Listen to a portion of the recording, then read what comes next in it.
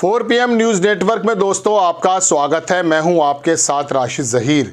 एक चर्चा बिना किसी एविडेंस के, बिना किसी सबूत के, अक्सर ये चर्चा आम ज़बान में आ जाती है, विचार विमर्श का मुद्दा बन जाती है कि मायावती क्या भारतीय जनता पार्टी की बी टीम है। अगर वो मुस्लिम कैंडिडेट उतार देती हैं तो सब लोग ये कहने लगते हैं, देखिए साहब, मुसलमानों में या अल्पसंख्यक समाज में, विशेष समुदाय में बंटवारा करना चाहती हैं और भारतीय जनता पार्टी को फ़ायदा पहुंचाना चाहती हैं। अगर वो ठाकुर उतार देती हैं, ओबीसी या नॉन मुस्लिम उतार देती हैं, तो फिर ये चर्चा आती है कि इस बार तो मायावती भारतीय जनता पार्टी को नुकसान पहुंचा रही हैं। जैसा कि मुजफ्फरनगर में आपको याद है, दारा सिंह प्रजापति को लड़ाया, वहाँ संजीव बालियान के लिए मुसीबत हो गई। मुरादाबाद में मुस्लिम लड़ाया, लेकिन बहरहाल मुस्लिमों ने उसे वोट दिया नहीं दिया भविष्य की बात है। तो इस तरह की चर्चा रहती है।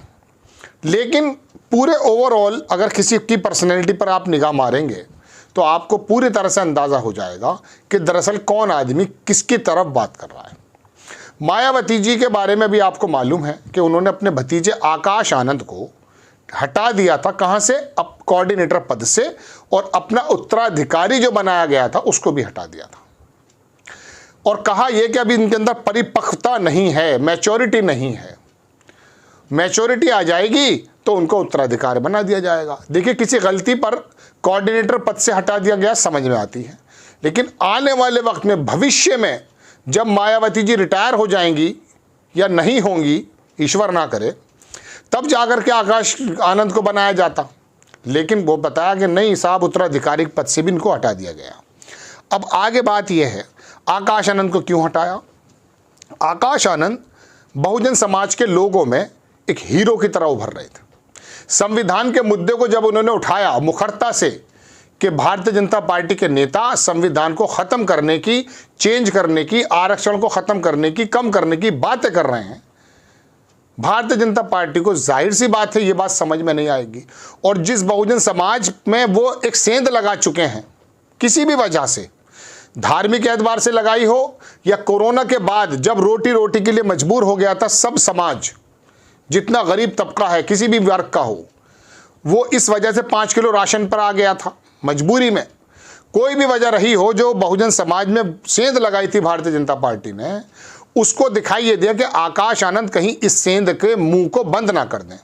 आरक्षण का मुद्दा जब लाए और संविधान के ऊपर बोले आकाश आनंद, तो दलित समाज में, जाटव समाज में, SC/ST समाज में, और ख़ास करके दूसरे वर्ग, अखिलेश यादव ने भी तारीफ़ की है, उनमें एक ऐसा नेता दिखाई देने लगा, बाहर का पढ़ा हुआ बंदा है। अब बाहर का पढ़ा हुआ है, नई सोच रखता है, बहुजन समाज ताल्लुक से ताल्लुक़ रखता है, तो कहीं एक ऐसी क्रांति ना आ जाए, उनको हटा दिया गया। अब इस बात से आप क्या मतलब समझेंगे? जब संविधान के ख़त्म होने की चर्चा बहुजन समाज के लोगों में अच्छी तरीके से फैल चुकी है और ये डर आ चुका है और इस वजह से वो कहीं कांग्रेस को या इंडिया गठबंधन को वोट दे रहे हैं, ऐसे समय में मायावती के जरिए अगर आकाश आनंद को हटा दिया गया तो ईमानदारी से बताइए बी टीम कौन है? इस बात का तो अंदाज़ा कर सकते हैं। आप कहेंगे इस मौके पर मैं खबर लेकर क्यों आया हूँ? वजह यह है, कांग्रेस आई और इंडिया गठबंधन एक संविधान के ख़त्म होने का जो एक प्रोपेगेंडा मानिए या ओरिजिनल खबर मानिए, वो जो नरेशन सेट कर रहे थे, उसमें सबसे ज़्यादा असरकारक अगर कोई होता तो मायावती होती। मायावती, संविधान का शब्द जब आया तो सबसे पहले सजग किसको होना चाहिए था? बताइए आप। सबसे पहले देश के हर एक नागरिक को सजग होना चाहिए था, और कम से कम जो संविधान की बात करता है बहुजन समाज, बाबा भीमराव अंबेडकर जो इसके रचयिता हैं, उनको भी इतना ही ज़्यादा परेशान होना था जो कि जैसा कि हुआ है। लेकिन मायावती जी इतने परेशान नहीं हुई, संविधान के मसले में इतना नहीं बोले जितना इंडिया गठबंधन के नेता बोल रहे हैं या आकाश आनंद भी बोल रहे थे। ऐसे समय में जब उन्होंने संविधान के ख़त्म होने की डर से अपनी ही वर्ग को और इंसाफ पसंद लोगों को जागृत करने की कोशिश की, उनको हटा देना किस बात का सूचक है? मैं दोबारा पूछ रहा हूँ।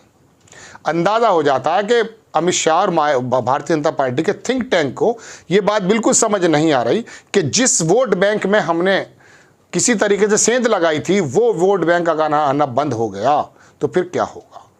मायावती जी, नीतीश कुमार, प्रकाश अंबेडकर, मैं 3 लोगों के नाम आपसे लेता हूँ। अगर ये लोग देश की दशा और दिशा पर हकीकत में गौर करके इंडिया गठबंधन के साथ या अपना कोई भी गठबंधन बना लेते, जैसे नीतीश ने बनाया। ये गठबंधन नीतीश कुमार ने तो बनाया था भाई मेरे, तो वो लोग ज़्यादा असरकारक होते। और मायावती जी अगर इस बात को उठा लेती कि संविधान को ख़त्म करने की बात कर रहा है, तो आज भी जो 50% कम से कम जाटव समाज का वोट मायावती जी को इसलिए देता है कि हमारे नेता मायावती हैं, बस वो वोट अगर निकल करके अखिलेश यादव या इंडिया गठबंधन पर आ जाता तो कोई दिक्कत थी। पता चल जाता कि भारतीय जनता पार्टी को जो बताया जा रहा है ना नुकसान है, नुकसान नहीं होता, फिर ये पता होता कि इनका अस्तित्व कितना बचेगा।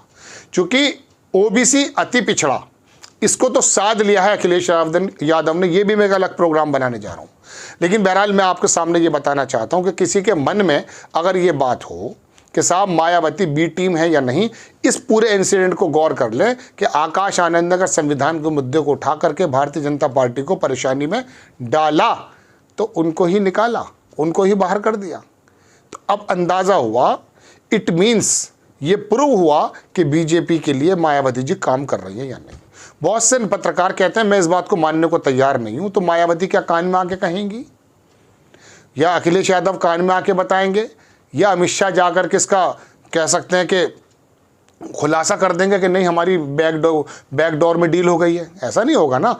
आपको खोजी पत्रकार अपनी खोजी पत्रकारिता से या तो कुछ एविडेंस लाकर दिखाएं, या आपको टोटल परफॉर्मेंस नेता की या उनके मैनिफेस्टो की, संकल्प पत्र की या पार्टी की नीति को देख करके अंदाज़ा लगाया जाएगा either he is a right person for the democracy और नॉट, और ये किसके साथ है या नहीं है, आप तभी अंदाज़ा करेंगे। मैंने आपके सामने एक समीकरण रखा, ये किस वजह से रखा।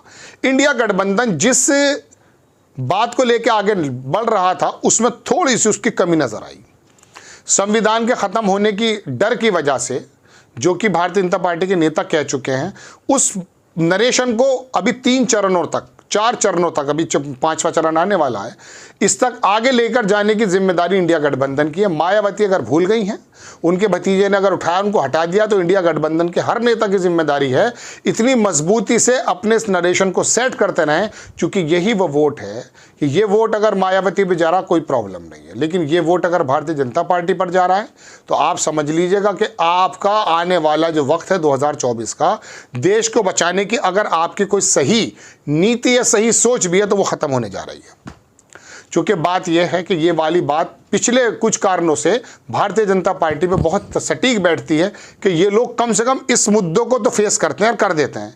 यूसीसी हो, 370 हो, तलाक हो और दुनिया भर की चीज़, इन चीज़ों में इनको मज़ा आता है। इनको यही अर्थव्यवस्था के मोर्चे पे ज़्यादा बात नहीं करते, लेकिन ये वाले काम जिससे समाज में उथल पुथल हो वो ज़्यादा करते हैं। वरना आप अर्थव्यवस्था पे बात कीजिए, 10 साल आपने राज किया, आपने बहुत अच्छे काम भी किए हैं मोदी जी, उनको लेकर आइए। लेकिन 22 जनवरी के राम को लेकर आएंगे, मंदिर को या हिंदुत्व को लेकर आएंगे, हिंदू मुसलमान लेकर आएंगे, घुसपैठिया, मंगलसूत्र, मछली, मुर्गा, ये चीज़ें लेकर आ रहे हैं।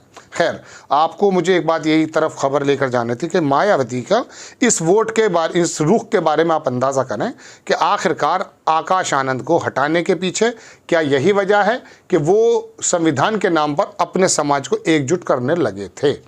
आपको खबर कैसी लगी अपनी राय कमेंट्स बॉक्स में ज़रूर दीजिए। चैनल को सब्सक्राइब कीजिए, शेयर कीजिए। नेक्स्ट टाइम में किसी खबर के साथ हाजिर होता हूँ। जय हिंद।